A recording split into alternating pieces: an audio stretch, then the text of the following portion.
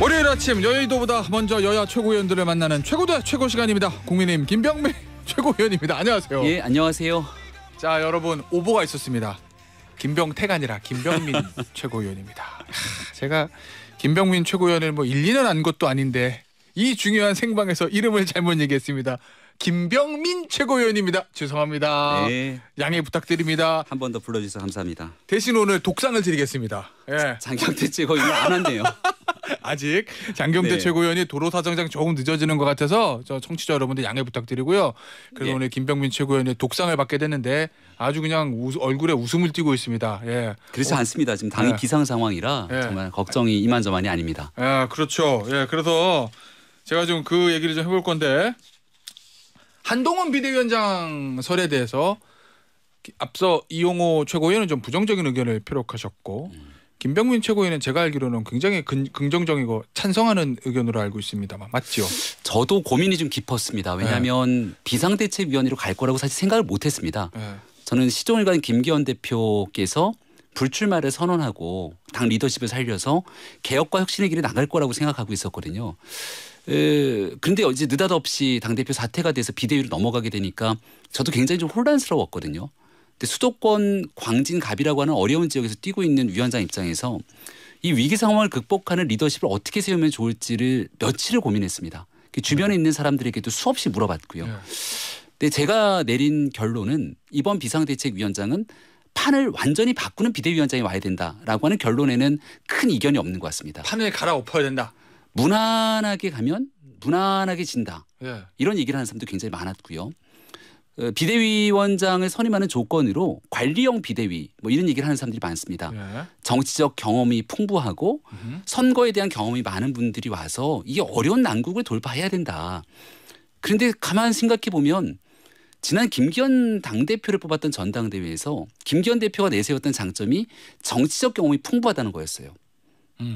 의원 4번의 4선, 네. 원내대표의 경험, 네. 울산시장에 대한 리더십 네. 모든 걸 다 해봤기 때문에 게다가 원내대표로서 이전 대표와의 갈등 국면까지 끌어냈으니 정치적 경험이 풍부한 김기현 대표가 총선을 이끌 수 있을 거다. 네. 이렇게 얘기했는데 그 정치적 경험과 정무적 감각은 별개의 얘기가 아닌가 이런 게 지금 현실로 나타나고 있는 것 아닙니까? 네. 국민들께서는 새로움을 원합니다. 2020년 총선 때도 2016년 총선 때도 당을 완전히 뒤바꿀 수 있었던 정당에게 국민들은 표를 주고선 새로운 변화의 기대를 줬거든요. 그래서 제가 지금 있는 상황을 고민해 봤을 때 완전히 판을 바꿔낼 수 있는 사람이 누구일까를 고민해 봤고 그런 측면에서 판을 바꾸려면 힘이 필요합니다. 그 힘은 어디서 오냐? 미래 권력? 배지에서 오거나 뭐 몇 선 했던 여의도 권력에서 오는 게 아니라 국민의 강력한 지지에서 오는 거거든요. 지금 국민의힘에서 이재명 대표에 필적할 수 있는 유일한 대권 주자로서의 여론조사가 나오는 그 힘을 갖고 있는 게 한동훈 장관이 거의 유일하기 때문에 한 장관이 만약 그 힘을 갖고 인유한 위원장이 추진했던 개혁과 혁신의 길을 더 가열차게 나설 수만 있다면 판을 한번 제대로 바꿔낼 수 있지 않겠는가라고 하는 생각을 좀 해봤습니다. 자, 그런데 이런 얘기하는 분들도 있잖아요. 저 앞서 이용우 의원도 그런 얘기를 하던데 검사 출신이기 때문에 검사 출신 대통령의 검사 출신 비대위원장 네. 그거는 검사 공화국이다라는 민주당의 프레임에 말려 들어갈 수도 있다. 네. 뭐 이런 저 우려도 표현. 지금 막 들어온 장경태 최고위원의 평소 주장이기도 하고요. 네, 어느 날 힘들었죠. 네. 그리고 한동훈 장관에 대해서 연일 이제 프레임을 씌우는 게 검사 프레임. 예. 또 윤석열 대통령의 아바타다. 예. 이런 방식으로 선거를 치를 수 있겠느냐라는 프레임을 씌우게 되죠. 예. 근데 한동훈 장관에 대한 기대치를 보게 되면 윤 대통령의 모습과는 완전히 다른 기대치가 한동훈 장관에게 잡히기도 합니다. 아, 그래요? 예. 그 한동훈 장관을 좋아하는 사람들의 목소리들은 20대, 30대, 40대 중에서도 정치 저관여층을 대상으로 쭉 한번 물어보게 되면 오히려 기존에 있었던 기성 정치인들과 다른 한동훈 장관의 모습에 새로움을 느끼는 사람들이 꽤나 많더라고요. 같은 검사 출신이라도 윤석열 대통령과는 좀 이미지가 다르다. 그런 한동훈 장관을 검사 출신으로 보기보다는 법무부 장관 한동훈이 보여줬던 그간의 정치적 행보를 봤을 때 아, 이 사람의 정치에 뭔가 새로움이 있구나라고 판단되는 게 있기 때문에 강력한 지지가 몰려 있다고 생각하거든요. 그래서 오히려 저는 일각에서 제기하고 있는 그런 프레임과 달리 한동훈 장관이 사람들로부터 매력을 받고 있는 그 매력 포인트를 진짜 비상대책위원장으로 와서 오히려 더 적극적으로 반대되는 메시지를 내주게 된다면 굉장히 파격적인 행보가 될 수가 있을 것 같다. 그 대표적인 게 검사 프레임 그리고 윤석열 아바타 프레임이라면 대통령실의 종속적인 관계를 유지해야 되는 게 정상 아니겠습니까? 예. 근데 한동훈 장관이 와서 가장 먼저 국민이 바꾸라고 요구하는 당정 관계에 대한 주도적인 목소리를 내고 예. 여기에서 실질적인 대통령실을 변화시킬 수 있는 역할을 그동안 당이 못했던 거 한 장관이 해낼 수만 있다면 그럼 그동안 제기했던 프레임을 완전히 깨지게 되는 거죠. 자, 하나만 더 우리 장경태 최고의 숨을 고르실 시간을 드리기 위해서 하나만 더.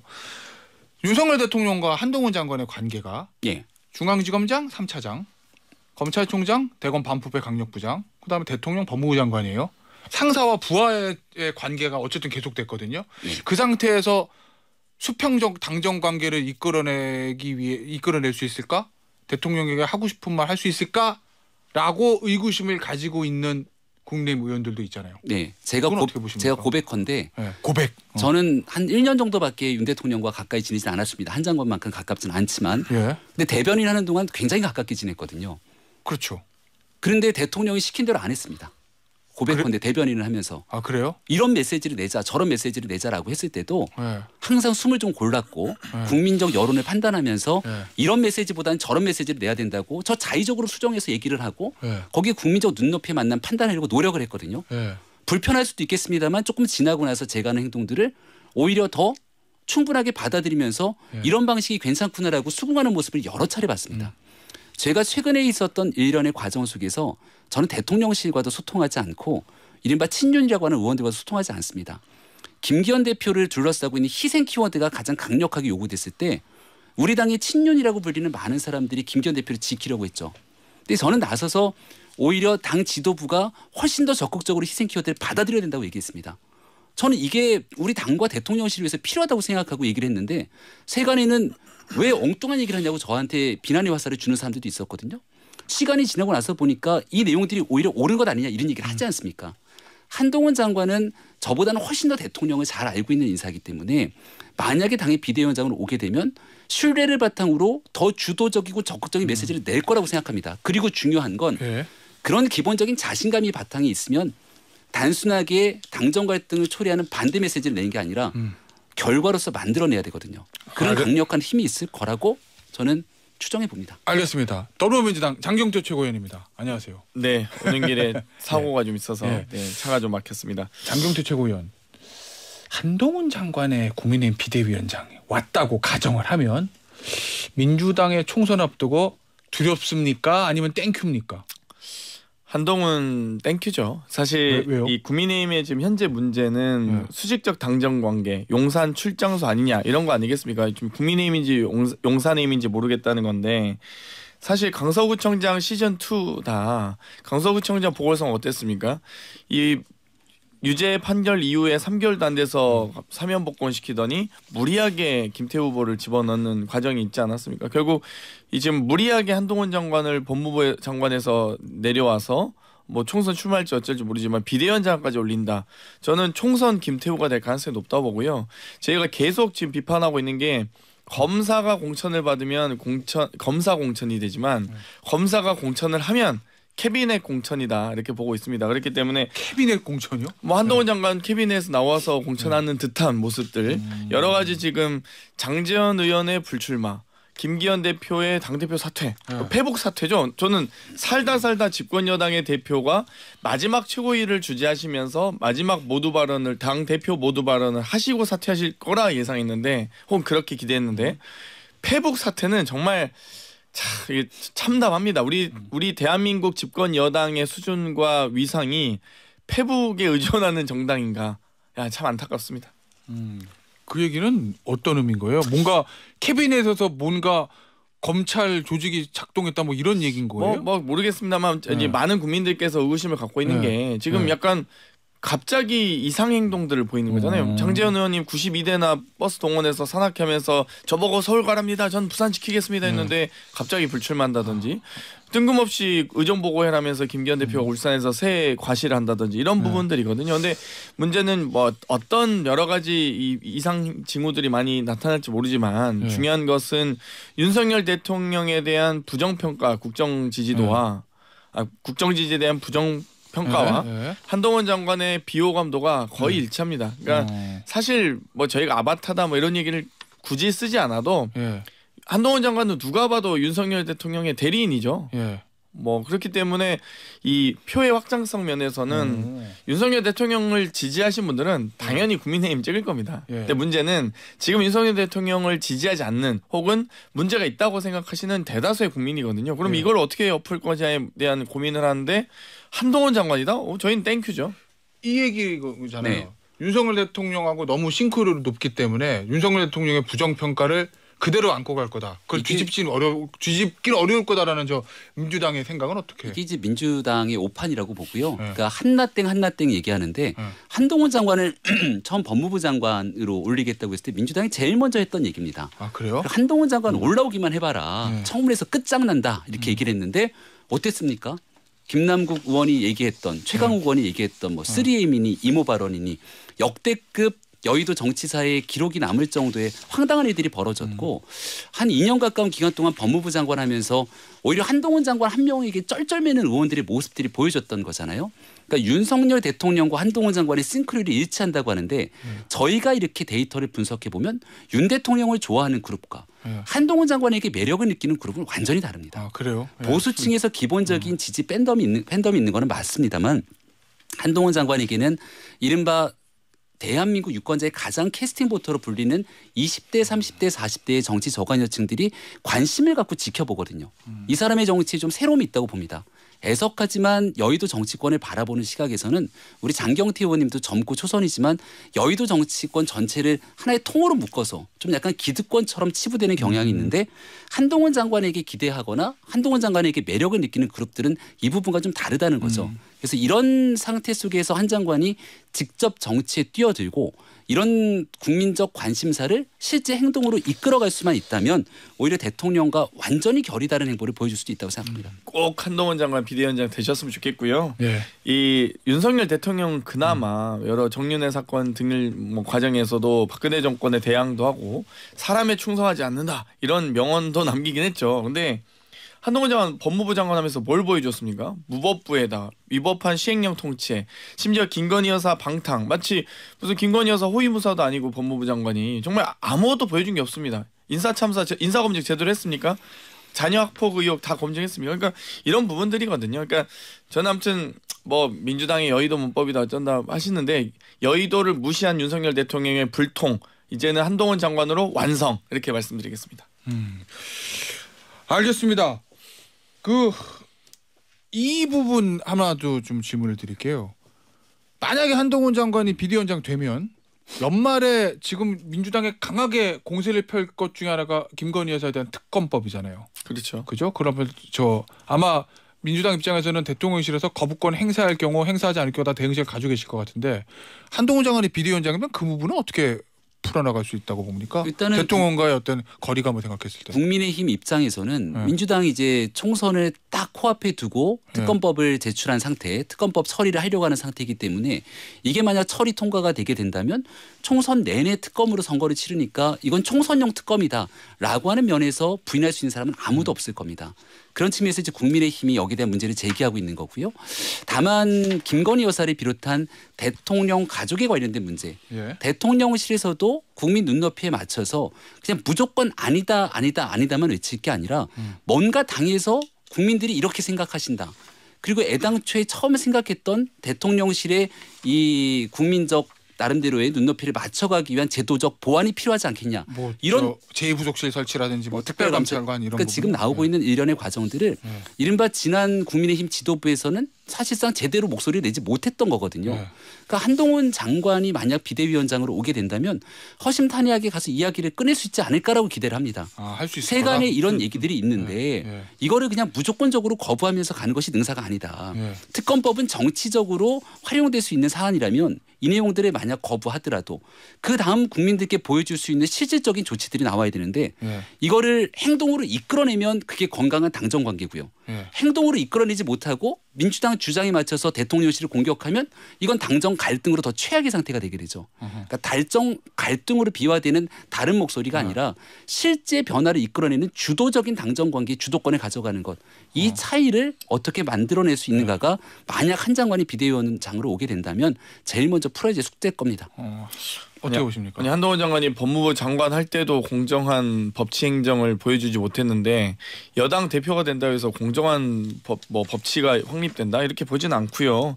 지금 저희가 김건희 여사 관련된 특검법만 해도 28일 본회의에서 통과 예정입니다만 그 전에 이 대장동 특검과 김건희 특검에 대해서 왜 여당은 아무것도 못한 무기력한 모습만 보였습니까? 집권 직후에 바로 하셨어도 되거든요. 지금 이 샤넬 화장품 디올백 어디다 뒀냐? 뇌물죄 성립하는 거 아니겠습니까? 그런데도 불구하고 지금 아무 말도 못하고 있잖아요. 그러니까 대통령실이 이렇게 아예 대응조차 못하는 이 답변조차 못 내놓는 지금 상황에서 지금 무슨 김건희 특검을 뭐 한동훈 장관이 공정한 법치 행정을 한다? 지금 김건희 호위무사라는 걸 전 국민이 다 알고 있습니다. 그러면 여기에 대해서 뭐 이런 방구 디올백 물어봤더니 모른대잖아요. 아니 돈 봉투 부스럭 소리까지 들으신 분이 이 개별 수사에 관여하지 않는다고 했지만 모든 그 개별 수사에 관여하는 듯한 혹은 그걸 다 보고받는 듯한 모습을 보였던 분이 김건희 여사와 관련된 디올백 그 디올백 의혹에 대해서는 전혀 모른다? 아유 그걸 어떤 국민이 믿겠습니까? 어찌되었건 한동훈 장관 비대위원장 꼭 모셔오시길 바랍니다. 알겠습니다. 자 야당 얘기 좀 해보죠.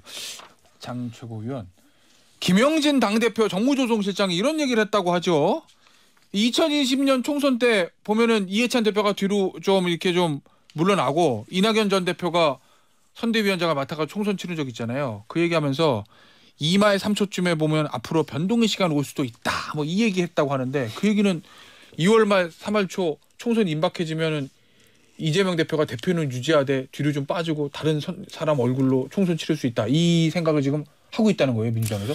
아니요, 원래 항상 총선 때는 이 당 지도부가 있고요. 또 여러 명망가들과 여러 당의 유력 인사들을 모셔서 선대위원장으로 모셔서 선거를 치릅니다. 그러니까 마찬가지로 이 당시 2020년 21대 총선에서도 이해찬 대표 체제는 공고했죠. 이해찬 대표께서 이 총선을 진두지하시면서 하지만 그 당시 또 인기가 높았던 이낙연 전 당시 전 총리의 이낙연 당시 전 총리를 코로나 대책위원장으로 모시면서 이 소위 코로나 위기 극복을 위한 선거 구도로 만들어갔거든요. 그러니까 이 당의 여러 전략과 상황 판단 그리고 당무 집행은 당연히 이해찬 체제께서 공고하게 하셨고 그 과정에서 문재인 정부가 코로나 방역에 얼마나 성공적으로 대처하고 있는지 전 세계가 WTO 사무총장을 비롯해서 WHO 사무총장을 비롯해서 여러 이 전 세계적인 주목을 어떻게 받았는지에 대해서 이낙연 전 총리를 통해서 투영했던 거죠. 근데요, 대통령께서 직접 나서실 수는 없으니까요. 그런데요. 기억을 되돌아보면 그때 2020년에 민주당 총선을 누가 지휘했지? 라고 물어보면 이해찬이 아니라 이낙연 답이 많을 거거든요. 이낙연 얼굴로 치러온 거로 인식이 되잖아요. 근데 그 시스템을 도입하면 이재명 대표는 뒤로 완전 빠지는 건데 이재명 대표 얼굴로 총선 치르는 게 아닌데 뭐 그 당시에 이낙연 전 총리께서 차기 대권 주자 1위였죠. 저희 당시 여권에서는. 그렇기 때문에 이낙연 전 총리께서 또 선대위원장을 맡으셔서 당연히 전국 지원 유세를 다니는 건 당연합니다. 마찬가지로 저희도 이재명 대표가 현재 차기 대권 야권 주자 1위 아니겠습니까? 그렇기 때문에 이제 이재명 대표께서 당연히 전국 지원 유세를 다녀야 된다라는 건 저희가 가장 기본값으로 생각하고 있습니다. 과연 국민의힘의 한동훈 비대위원장과 이재명 대표가 전국 지원 유세를 다녔을 때 어느 쪽에 더 국민들께서 윤석열 정권 심판론이 제대로 이 고민하고 있는 정당인지에 대해서 명확하게 드러날 것이기 때문에 저는 아무튼 한동훈 비대위원장 너무 좋고요. 저희도 이재명 대표 체제에서 총선을 질서 있는 준비를 하되 또 당시 여러 가지 상황 급변할 수 있고 또 저희가 여러 이 유력 주자들을 모셔서 당연히 총선 승리를 위해서 선대위원장으로 모셔서 전면에 내세울 생각입니다. 예, 어떻게 보십니까? 이 2말 3초의 변화가 올 수도 있다는 거. 장경태 최고는 조금 반대하시는 것 같은 느낌인데? 아니요. 원래 선거는 원래 선대위원장으로 모시죠. 원래 이렇게 하고요. 아마 그 국민의힘에서도 뭐 인재 영입을 비롯한 네. 뭐 여러 가지 지금 뭐 비대위원장까지 간 건 좀 너무 나간 거지만 네, 아마 알겠습니다. 김영민 최고위원도 김기현 대표 체제로 치르면서 이 한동훈 선대위원장을 고민했을 겁니다 아마 분명히. 근데 이렇게 이제 용산에서 이렇게 개입했는지 모르겠지만 이렇게 패북 사퇴할지 몰랐겠죠. 2016년도의 모델을 고민할 거예요. 민주당이 민주당이. 그러니까 문재인 당시 대표가 네. 워낙이나 인기가 안 좋았고 당시에. 당시에 그래서 결국 판은 다 짜놓고 문재인 대표가 뒤로 빠지지 않습니까? 예. 그리고 김종인 비대위원장을 모셔와서 예. 완전히 새로운 모델인 것처럼 선거를 판을 뒤집었죠. 예. 그 당시 80석도 못 얻는다는 민주당이 120석을 넘게 얻으면서 1당의 지위에 올랐습니다. 예. 그리고 나서 바로 김종인 위원장을 토사구팽시킨 게 민주당의 모습이죠. 예. 이런 모습을 가져가게 되려면 문재인 당시 전 대표가 완전히 뒤로 빠져버렸거든요. 권한을 줘야 되고. 근데 그 모델이 성공을 했는데 이재명 대표가 뒤로 완전히 빠지고 새로운 사람을 넣기 위해서는 기본적인 신뢰가 있어야 되거든요. 사람에 대한. 근데 이재명 대표는 그럴 거라고 보지 않습니다. 그리고 결국 총선은 이재명 대표 얼굴로 치르게 될 거고 예. 새로운 사람을 넣게 된다면 오히려 이재명 모델에서는 어나더 박지원을 데려오겠죠. 지난번 선거 때 박지원 위원장 뭐 공동 비대위원장으로도 올리고 그렇게 치렀지만 결과적으로 끝나고 났을 때 어떤 상황이 초래됐는지 국민들이 다 아시는 것 아닙니까? 그래서 지금 이재명 대표가 판을 정리하고 뒤로 빠진다 하더라도 이재명 대표 스스로가 완전히 모든 것들을 손에 떼지 않는 이상 이재명의 선거로 치러질 수밖에 없기 때문에 지금은 모든 가정들 이재명 대표가 있는 한은 사실상 민주당의 혁신에는 백약이 무효다 이렇게 말씀드립니다. 이재명 대표 얼굴로 총선을 처음부터까지 치를 수밖에 없다. 네. 아니 국민의힘은 2016년에 그 당시에 이 현기환 정무수석이 공천 개입해서 유죄 선고받았던 거 아닌가요? 김무성 당시 당 대표가 청와대 개입에 반대해서 이 부산 영도다리까지 올라가서 옥새 파동 났던 거 아닙니까? 그런 모습 보면서 어떤 국민이 그 당시 새누리당을 찍을 수 있었겠어요? 물론 저희는 그만큼 이 안철수, 김한길이란 분들이 이제 어쨌든 당내에서 여러 문재인 당시 당 대표와 갈등 구조를 만들었었기 때문에 저희가 비대위 전환을 검토할 수밖에 없었고요. 그때 이제 워낙 새누리당에서 잘 해주셨던 거죠, 뭐. 알겠습니다. 오늘 저 최고대 최고 코너는요 여기서 마무리하도록 하겠습니다. 지금까지 국민의힘의 김병민 최고위원, 더불어민주당의 장경태 최고위원이었습니다. 아직도 최고위원님. 네네. 네, 감사합니다. 네, 고맙습니다.